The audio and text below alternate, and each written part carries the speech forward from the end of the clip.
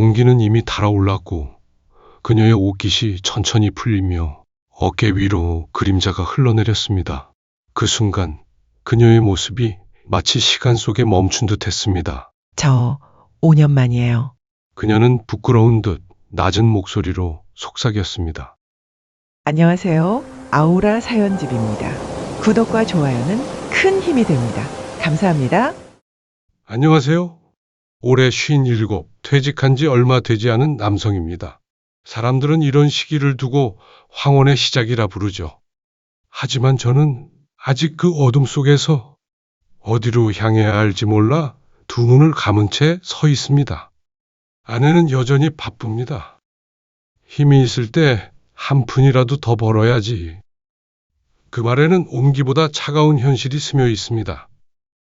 아이들은 다 자라 집을 떠났고 퇴직금도 부족하지 않게 챙겼지만 아내는 제 말을 들은 척도 하지 않습니다. 이제 좀 여행이라도 다니자.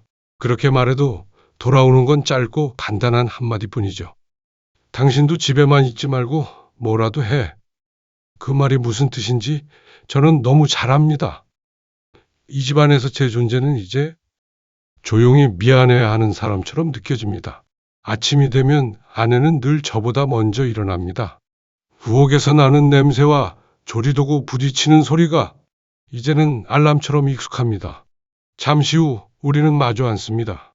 서로 다른 생각 속에서 같은 밥을 먹는 사람들처럼 말이죠. 뭐 할 거 좀 찾았어? 요즘은 이 한마디가 우리 집의 아침 인사가 되어버렸습니다. 그래서 퇴직했지만 아내가 집을 나설 때면 저도 마치 여전히 직장에 다니는 사람처럼 정장을 걸치고 집을 나섭니다. 목적도 없이 동네를 걷고 문 닫힌 가게 유리창에 비친 제 얼굴을 바라봅니다. 혹시 나 같은 사람을 써줄 곳이 있을까? 그 생각 하나로 하루를 버팁니다. 그날도 동네를 몇 바퀴나 돌았지만 저에게 맞는 일자리는 끝내 없었습니다.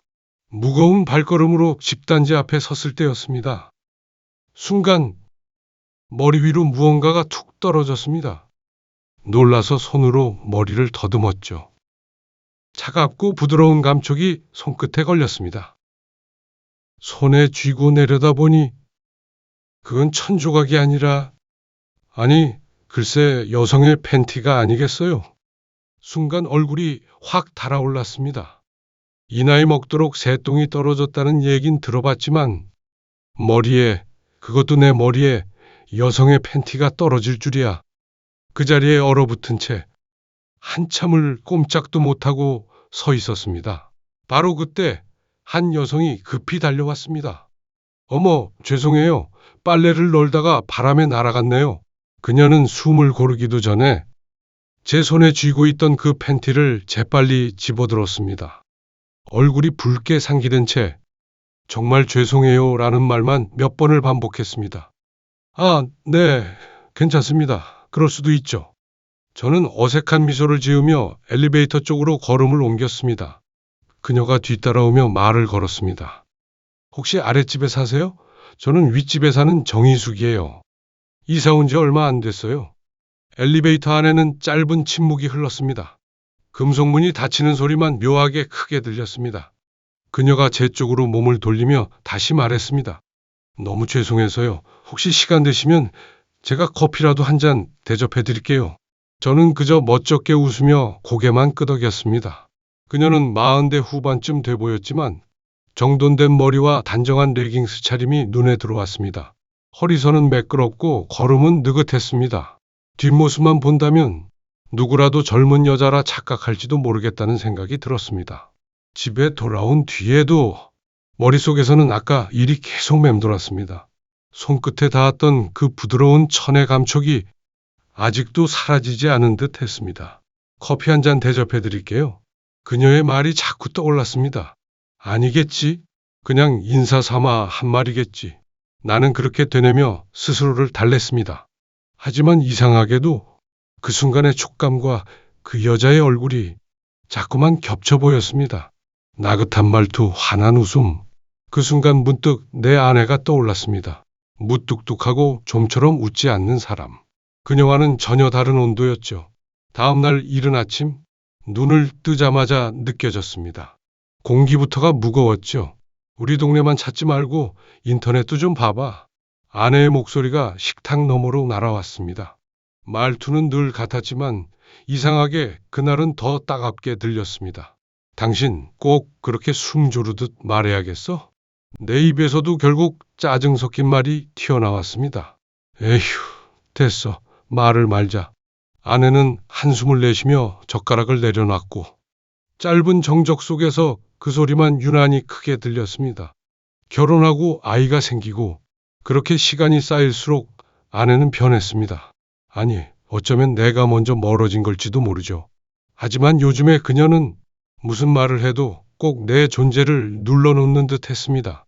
같은 말이라도 조금은 다정하게 할 수도 있을 텐데 요즘의 말투는 꼭 죄인에게 선고하듯 툭툭 떨어졌습니다. 그날은 이상했습니다. 그 말들이 이상하리만큼 오래 남았습니다. 무언가 안쪽에서 꾹 눌려오더군요. 그래서 그냥 일어서 버렸습니다. 오늘은 뭐라도 찾아야겠다. 아니, 오늘은 이 집에서라도 벗어나야겠다. 신발을 신으며 문을 닫는 순간 묘한 해방감이 스쳤습니다. 마치 오래된 감옥문이 살짝 열리는 느낌이랄까요. 잔소리를 듣지 않기 위해서라도 오늘은 뭐라도 찾아야겠다는 마음으로 집을 나섰습니다. 날씨는 내 기분과는 달리 맑고 화창했습니다. 괜히 더 허무하더군요. 그때 앞쪽에서 낯익은 그림자가 다가왔습니다. 윗집 여성이었습니다. 한 손엔 장을 본 채소 주머니, 다른 손엔 작은 사다리를 들고 있었죠. 누가 봐도 버거워 보였습니다. 난감하게도 그녀는 정면으로 제 쪽으로 걸어왔고 멀리서부터 저를 보고 환하게 웃었습니다. 안녕하세요? 그 웃음에 차마 모른 척할 수 없었습니다. 아니, 혼자서 뭘 이렇게 많이 들고 가시는 거예요? 제가 좀 들어드릴게요. 그녀는 잠시 멈칫하더니 어떡해요? 자꾸 민폐만 끼치네요. 하면서 머쓱하게 웃었습니다. 나는 그녀의 손에서 사다리와 장바구니를 받아들고 엘리베이터로 향했습니다. 이사 온 지 얼마 안 됐는데 거실 전등이 깜빡이네요. 마트에서 장 보다가 마침 사다리가 있길래 샀는데 생각보다 무겁네요. 그녀는 말을 하며 숨을 고르더군요. 이마엔 땀이 송글송글 맺혀 있었고 요가복 천이 피부에 살짝 달라붙어 있었습니다. 전등은 가실 줄 아세요? 내가 조심스레 물었습니다.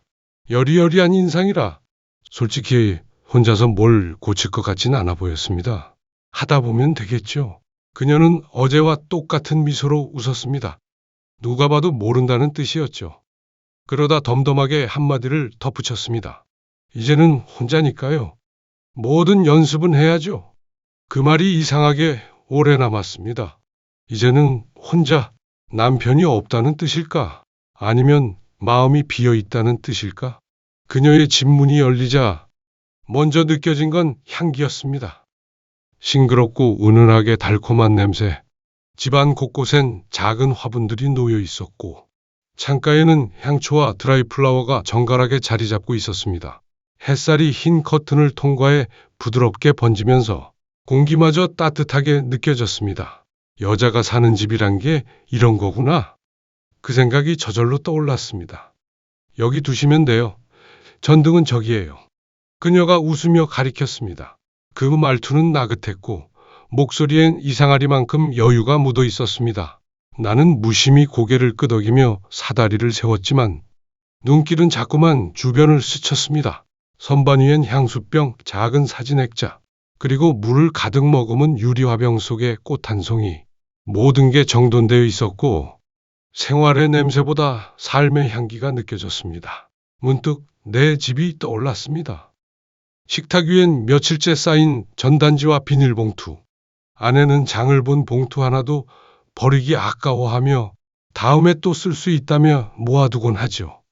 결혼기념일에 화려한 곳을 예약해도 아내는 늘 그 원피스를 꺼내 입습니다. 결혼 초 나와 함께 찍은 사진 속에서 입었던 바로 그 원피스. 이젠 빛이 바랬는데도 그녀는 늘 괜찮아, 아직 새 거야 라고 말하죠. 그녀의 집 공기는 가볍고 향기로웠는데 우리 집의 공기는 늘 눅눅했습니다. 나는 천천히 고개를 들어 전등을 바라봤습니다. 큰 문제는 아니었습니다. 사다리 위에서 전등을 교체하는 일은 금세 끝났습니다. 생각보다 간단했죠. 나는 먼지를 털어내며 손바닥을 털었고, 그녀는 두 손을 모은 채 내 모습을 바라보고 있었습니다. 와, 정말 금방 하시네요. 이래서 남자가 있어야 하나 봐요. 그녀의 말에 순간 웃음이 새어나왔습니다. 별것 아닌 일이었는데 괜히 어깨가 펴졌습니다. 에이, 뭐, 이 정도야. 가볍게 넘기려 했지만 그녀의 시선엔 진심이 담겨 있었습니다. 그 말 한마디가 이상하게 마음을 건드렸습니다. 집에서는 늘 당신은 왜 그것 하나 제대로 못해? 꾸짖는 말만 듣고 살았는데 누군가에게 이렇게 인정받는 게 이렇게 낯설고 따뜻한 일이었나 싶었습니다. 자, 이제 켜볼까요? 스위치를 올리는 순간 순식간에 방안이 환해졌습니다. 불빛이 퍼지며 그녀의 얼굴이 선명하게 드러났습니다. 방금 전까지 그림자 속에 있던 눈동자가 반짝였고 피부에는 은은한 광이 감돌았습니다. 가까이서 보니 그녀는 생각보다 훨씬 아름다웠습니다. 화려한 것도 아닌데 빛이 닿는 순간 모든 게 제자리를 찾은 듯 했습니다. 그녀가 미소를 지으며 말했습니다. 정말 감사해요. 이런 일 혼자 하려면 하루는 걸렸을 거예요. 그 말에 대꾸도 못한 채 나는 잠시 불빛 아래 그녀의 얼굴을 바라봤습니다. 이상하게 그 순간만은 시간이 멈춘 것 같았습니다. 잠깐만요. 커피 내려드릴게요. 그녀가 밝게 말하며 주방 쪽으로 향했습니다. 커피 향이 스멀스멀 퍼지려는 순간 나는 급히 손사래를 쳤습니다. 아, 그게 오늘은 좀 급한 일이 있어서요. 다음에 기회 되면 그때 마시죠. 내 말에 그녀가 고개를 갸웃했지만 곧 미소를 지었습니다. 그래요. 그럼 다음에요. 그 미소가 참 따뜻했습니다. 그게 문제였죠. 밖에 나와보니 햇살은 여전히 따가웠고 머릿속은 온통 그녀의 웃음뿐이었습니다. 그 눈빛, 그 말투, 그리고 불빛 아래서 마주친 그 순간까지 계속 떠올라서 미치겠더군요. 마음 한구석이 묘하게 불편했습니다. 죄책감이었습니다. 이런 감정을 느껴선 안 된다는 걸 나도 잘 알고 있었죠. 그래서 더더욱 일자리를 찾아야 한다고 스스로를 다그쳤습니다. 무언가에 몰두하면 잊을 수 있을 거라 믿었습니다. 그날은 아무 일도 일어나지 않았는데도 마음 한구석이 불편했습니다. 그녀의 웃음이 자꾸 떠올랐고 그게 죄처럼 느껴졌습니다. 그래서 퇴근길에 작은 꽃 한 송이를 샀습니다. 화려하진 않지만 향이 은은한 프리지어 한 다발, 마트에 들러 반찬 2개, 찌개거리도 함께 담았습니다. 오늘은 아내가 돌아왔을 때 따뜻한 밥상이라도 차려줘야겠다.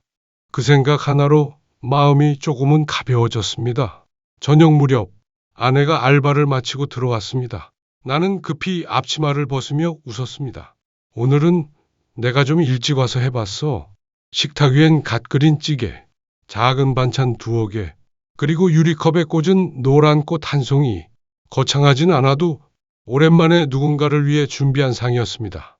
그런데 아내는 무표정이었습니다. 냄비 뚜껑을 열어보고는 잠시 말이 없더니 꽃을 힐끗 보며 입을 열었습니다. 또 쓸데없는데 돈 썼네. 그 말에 손이 멈췄습니다. 아내의 얼굴엔 아무 감정도 없었습니다. 나는 그저 멍하니 그 말을 듣고만 있었습니다. 그녀의 목소리는 날카로웠습니다. 그 순간 식탁 위의 꽃이 참 초라해 보였습니다. 허무했습니다. 하루 종일 꾹꾹 눌러 담았던 마음이 순식간에 무너졌습니다. 역시 아내 머릿속엔 돈밖에 없구나. 그 생각이 드는 순간 숨이 막혔습니다. 나는 말없이 외투를 걸치고 집을 나섰습니다. 밤 공기가 얼굴을 스쳤습니다. 쌀쌀했지만 이상하게 시원했습니다. 숨을 쉴 수 있을 것 같았습니다. 가로등 불빛 아래 내 그림자가 길게 늘어졌습니다. 그 그림자를 보며 문득 생각했습니다. 이게 내 인생인가? 아내를 위해, 가족을 위해 평생을 달려왔는데 이제는 누구도 나를 바라보지 않는 것 같았습니다. 거리엔 커플들이 웃으며 지나가고 치킨집 유리창 너머에선 사람들의 웃음소리가 흘러나왔습니다. 그 소리들이 이상하게 멀게 느껴졌습니다. 발길이 멈춘 곳은 우리 아파트 단지 앞이었습니다. 무심코 고개를 들었죠. 윗집 창문 불빛이 보였습니다. 그 불빛, 오늘 내가 고쳐준 전등이었습니다. 그 생각이 스치자 가슴이 묘하게 떨렸습니다. 마치 내 손끝이 아직 그 불빛 어딘가에 닿아 있는 듯 했습니다. 그녀의 방 안, 지금 그 불빛 아래에 그녀가 있을 거라는 생각이 들자 심장이 불편하게 두근거렸습니다. 그 불빛은 그냥 전등이 아니었습니다. 그녀의 방을 밝히고 내 마음까지 비춰버린 빛이었죠. 잠시 고개를 들어 그 창을 바라보다가 나는 조용히 시선을 내렸습니다. 안 돼. 이건 아니지. 다음 날 아침, 어제의 무거운 공기를 조금이라도 걷어내고 싶었습니다. 거창하진 않아도 삶은 계란이라도 함께 먹으면 분위기가 나아질까 싶었죠. 그래서 일찍 일어나 주방으로 향했습니다. 냄비에 물을 올리고 달걀을 몇 개 넣었습니다. 물 끓는 소리가 덜컹덜컹 주방에 퍼졌습니다. 그 소리에 아내가 일어나 왔습니다. 머리를 질끈 묶은 채 익숙한 무표정이었습니다. 오늘은 삶은 계란이라도 먹고 가. 아침마다 밥 안 해도 나 괜찮아. 괜히 어색해서 그렇게 말했습니다. 하지만 아내의 대답은 늘 그렇듯 짧고 단단했습니다. 그래, 그만하면 오래 했지. 이제 당신도 한가하잖아. 집안일도 좀 하고 그래. 그 말이 찬물처럼 쏟아졌습니다. 순간 얼굴이 달아올랐지만 이번엔 참았습니다. 원래 저런 말투였지. 괜히 또 부딪히면 하루 종일 피곤해진다. 스스로 그렇게 달래며 조용히 삶은 계란을 꺼냈습니다. 껍질을 까는 손끝이 자꾸 떨렸습니다. 평범한 아침이었지만 그 평범함이 이렇게 숨막힐 줄은 몰랐습니다. 이따 마트 들러 쌀 사와. 아내는 짧게 한마디 남기고 현관문을 닫았습니다.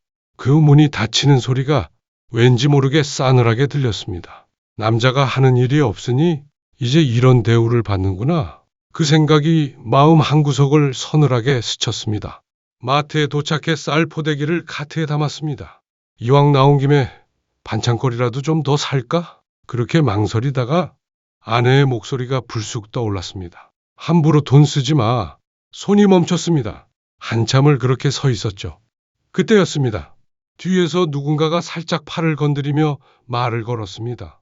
어머, 장 보러 오셨나 봐요? 익숙한 목소리였습니다. 윗집 여성이 서 있었습니다. 네, 보다시피요. 괜히 반가움을 숨기려 조금은 차갑게 대답했습니다. 그녀는 잠시 웃으며 내 눈을 바라봤습니다. 지난번에 제가 도움도 받았잖아요. 오늘은 꼭 차라도 대접하고 싶어요. 설마 거절하실 건 아니죠? 말투는 가볍지만 눈빛은 진심이었습니다. 순간 입이 먼저 반응했습니다. 네, 시간 돼요. 내가 그런 말을 했다는 걸 나조차도 믿기 어려웠습니다. 그녀의 미소가 번지는 걸 보며 가슴이 묘하게 떨렸습니다. 쌀포대기를 집에 내려두고 괜히 세수를 한 번 더 했습니다. 거울 앞에서 머리도 정돈하고 옷에서 냄새가 나진 않나 코끝으로 확인도 했습니다.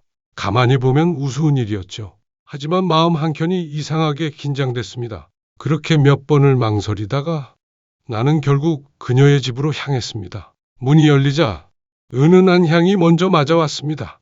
커피향과 함께 어디선가 흘러나오는 잔잔한 음악. 그녀의 집은 여전히 우아했습니다. 테이블 위엔 이미 커피와 디저트가 차려져 있었습니다. 오셨네요?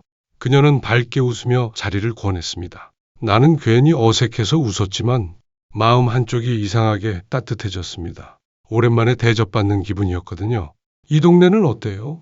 아직은 좀 낯설지만 조용해서 좋아요. 그날은 이상하게 평소보다 말이 잘 나왔습니다. 그녀도 그랬습니다. 서로 조심스러웠지만 그 조심스러움 속에서 대화가 천천히 이어졌습니다. 그러다 문득 그녀가 말을 꺼냈습니다. 이 동네로 온 건 새로 시작해보고 싶어서예요.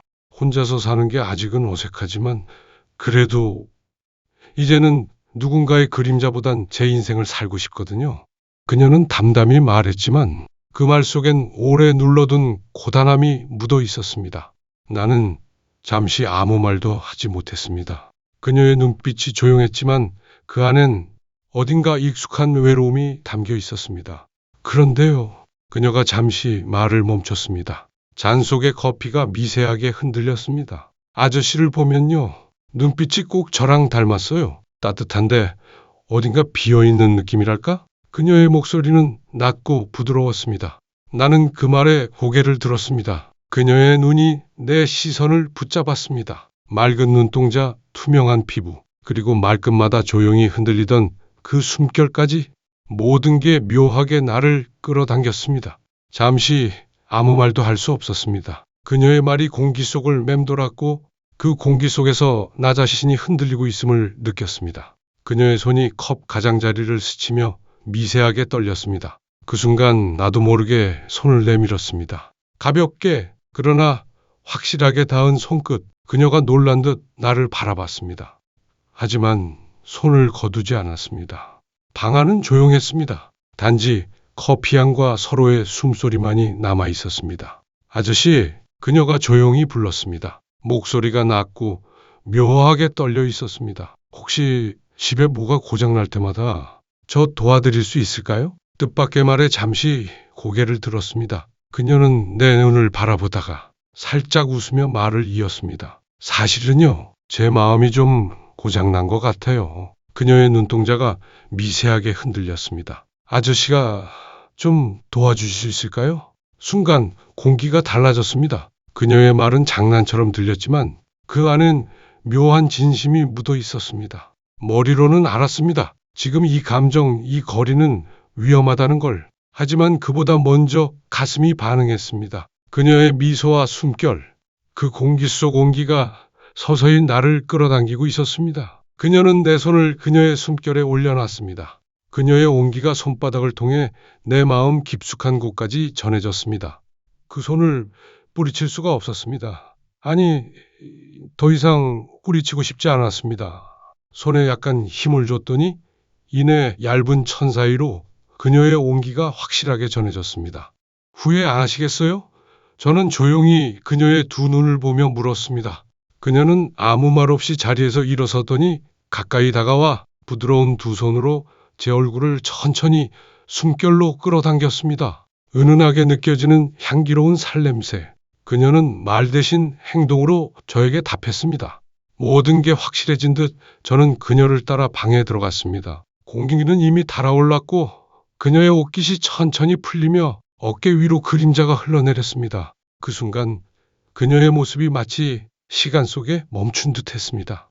저 5년 만이에요. 그녀는 부끄러운 듯 낮은 목소리로 속삭였습니다. 걱정하지 마요. 저만 믿어요라며 그녀를 이내 품에 안았습니다. 부드럽게 움직이는 제 실루엣에 그녀는 두 손으로 제 등을 감싼 채 따뜻해요라며 온 진심을 전했습니다.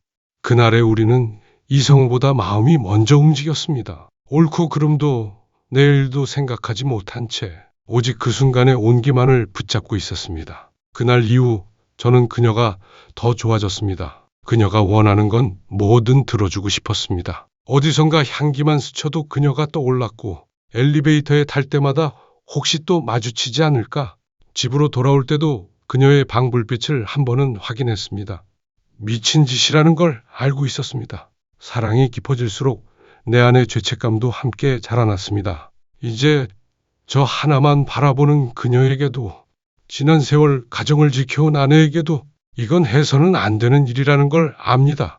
그래서 이제는 결단을 내려야겠다고 생각했습니다. 식을 대로 식어버린 관계, 이제는 서로에게 남은 게 의무뿐인 결혼, 그걸 끝내고 남은 인생이라도 진심으로 살고 싶었습니다. 하지만 마주 앉은 아내의 얼굴을 보면 그 생각이 쉽게 입 밖으로 나오지 않습니다. 주름 사이로 세월이 비치고 그 세월 안에 내가 있었다는 사실이 마음을 무겁게 만들었습니다. 저는 너무 이기적인 걸까요? 누군가를 사랑하면서 또 다른 누군가에게 미안해지는 마음.